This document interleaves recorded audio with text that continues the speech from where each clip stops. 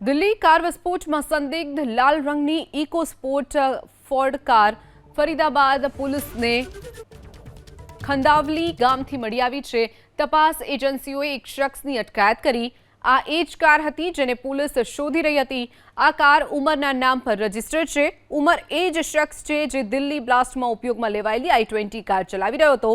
સૂત્રો મુજબ એનઆઈએની ટીમે ફરીદાબાદની અલ ફલાહ યુનિવર્સિટી સુધી પહોંચી, જ્યાં આતંકવાદી ડોક્ટર ઉમરના નજીકના સંબંધીઓ અને અલ ફલાહ યુનિવર્સિટીના અન્ય સ્ટાફ જેઓ ડોક્ટર ઉમરને ઓળખતા હતા તે તમામની પૂછપરછ કરી।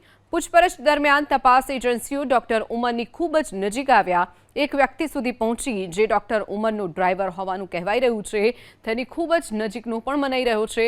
જ્યારે તપાસ એજન્સીએ ડ્રાઈવરની પૂછપરછ કરી ત્યારે બીજી ગાડી અંગે જાણકારી મળી આવી તો ડ્રાઈવરે કહ્યું કે તેણે લાલ રંગની ઇકો સ્પોર્ટ કાર ફરીદાબાદના ખંડવાલી ગામમાં તેની બહેનના ઘરે પાર્ક કરી હતી, જે બાદ તપાસ એજન્સીઓએ આ કારને રિકવર કરી છે।